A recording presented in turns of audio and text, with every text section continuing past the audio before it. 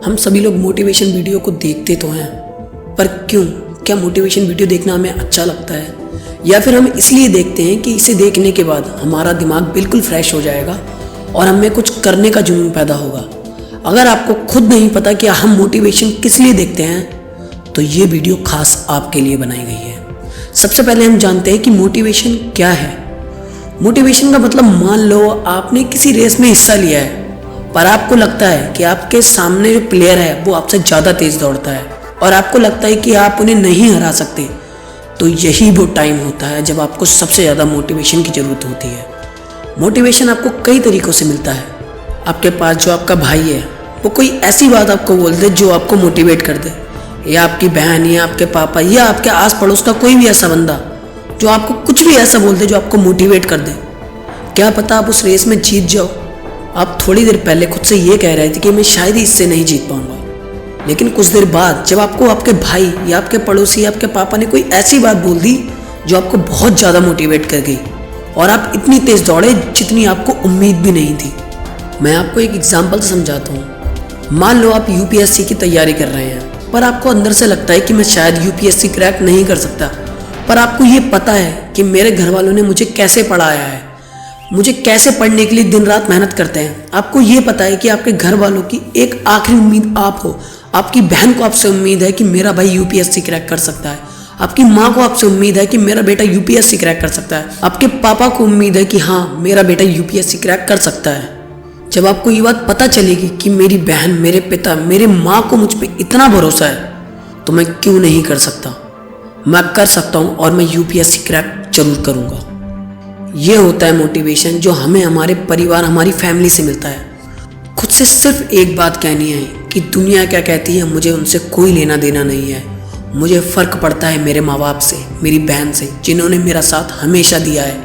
उनके लिए इस यूपीएससी क्या, अगर मुझे उससे भी ऊपर करना पड़े तो मैं करूँगा। मैं खुद को हरा कर ही खुद को जिताऊँगा। लोग मेरे बारे में जो बोलते हैं बोलते रहें। जब मैं दौड़ना शुरू करूँगा तो कहीं नहीं रुकूँगा। रेस के घोड़े में लगान जरूर होती है, पर मैं बेलगान हूँ। लाइफ में आगे बढ़ने के लिए, सक्सेस को पाने के लिए हमें ज्ञान की सीढ़ियाँ चढ़ते रहना है, क्योंकि यही वो ताकत है जो हमारा हौसला बनाकर रखता है। मान लो आप काफ़ी फिट हैं, आप डेली साइकिलिंग करते हैं। एक दिन आप सुबह उठे, आपने उस दिन ना साइकिलिंग की, ना ही आप जिम गए। अगले दिन आपने फिर वही काम किया, ना आप जिम गए और ना ही आपने साइकिलिंग की। कुछ दिन तक आपको आलस ने बहुत बुरी तरह अपने शिकंजे में रख लिया था, पर अचानक से एक दिन आपको आपका एक दोस्त कहता है कि भाई तेरा पेट बाहर निकल रहा है। तब आप खुद को ध्यान से देखते हैं, तब आपको समझ आता है कि आपने साइकिल चलाना छोड़ दिया, आपने जिम जाना छोड़ दिया।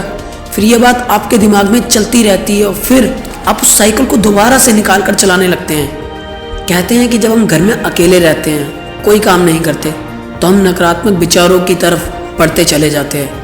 इंसान कभी भी खुद पर ध्यान नहीं देता जब तक उसे कोई बोलने वाला ना हो, चाहे वो आप हो या मैं आपको ये वीडियो देखकर मोटा वजन करने को नहीं कह रहा। ये सीधी सी बात है। जिस तरह आप रोज नहाते हैं, क्योंकि सुबह नहाने के बाद दिन भर की भाग दौड़ में आपके सर में गंदगी लग जाती है, उसी तरह किसी भी काम जब आप काम करने लगते हैं तो आप थोड़ा सा डिमोटिवेट हो जाते हैं, जिसके कई रीज़न होते हैं और शायद वो रीज़न आपको भी पता होगा।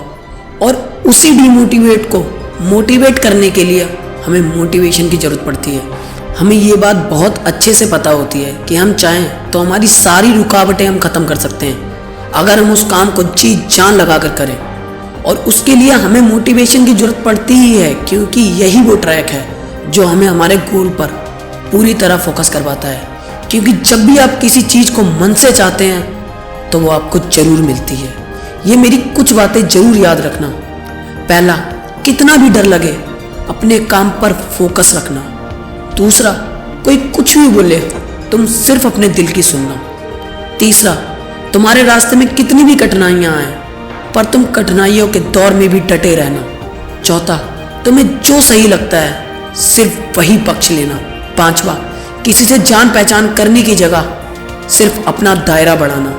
और आखिरी, छठा, अगर तुम्हें तकलीफ हो रही है तो गरिमा और भरोसे के साथ उस कष्ट को सहना, क्योंकि वही कष्ट तुम्हारा भविष्य लिखेगा। जय हिंद, जय भारत।